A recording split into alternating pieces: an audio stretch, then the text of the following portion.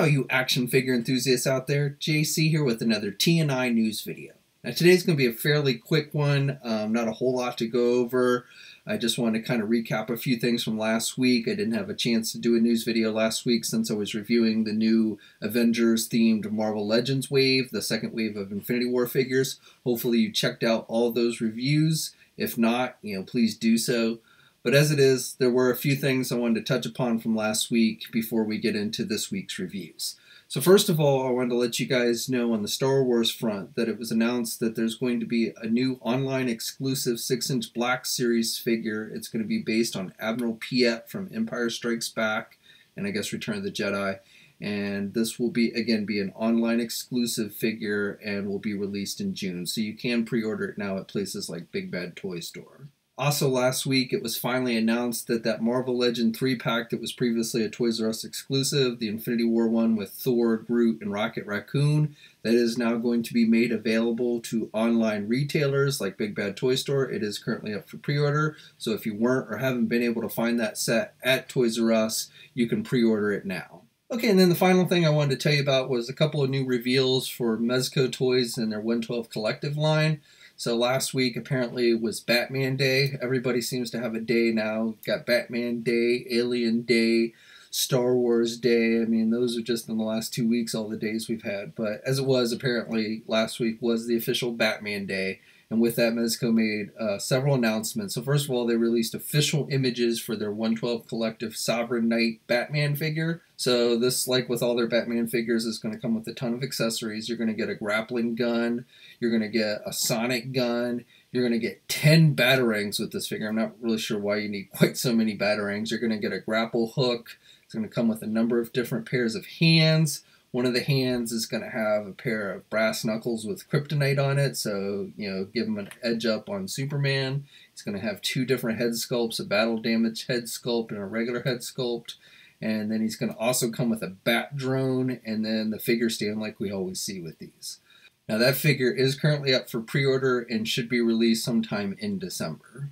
Now, besides official images for their Sovereign Knight Batman figure, they also teased a couple other products. So they're going to be doing a Jim Gordon figure, a Commissioner Gordon figure, based on the comics, not the TV series. And it looks like he's going to come with a bat signal, a working bat signal, so that's pretty cool. And then also they teased a new 6-inch scale Batmobile. So you may recall a couple years ago at Toy Fair where they showed off they were going to do Dawn of Justice Batmobile for their 112 Collective line. That never actually happened. I guess they decided not to go forward with it since Mattel did their own version. But it looks like this one's going to be a comic book based or have more of a comic book based look to it than a movie base.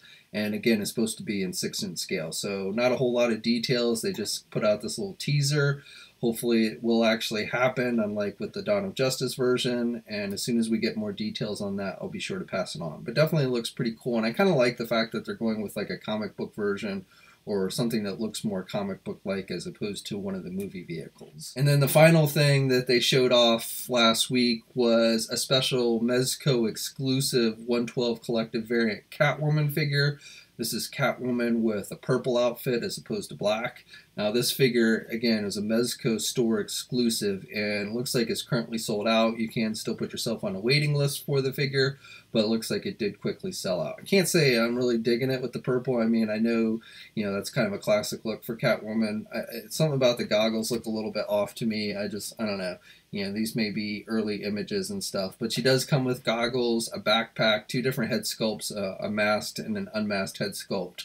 And then she's got her whip, and then various pairs of hands. One of the pair of hands have claws, and then a figure stand, of course. Okay, so that's it for news. Now, just to give you an update on what I've got coming up this week for reviews, it's going to be a very DC-heavy week. So, first of all, tomorrow, Tuesday, I plan on reviewing the new SH Figure Arts Justice League Flash figure that has started to see release, and so I'm going to be doing a review of that figure. And then I'm also going to be doing a review of the new DC Multiverse Injustice 2 Batman and Superman figures from Mattel.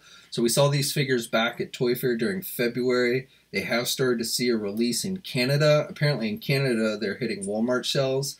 In Canada, they do cost about 40 bucks. Here in the United States, when the figures do get released, which will probably be in a month or so, they will be GameStop exclusives and they will cost $30. Now, they cost a little bit more than a normal multiverse figure because they incorporate die-cast metal, so that's why they're a little more expensive.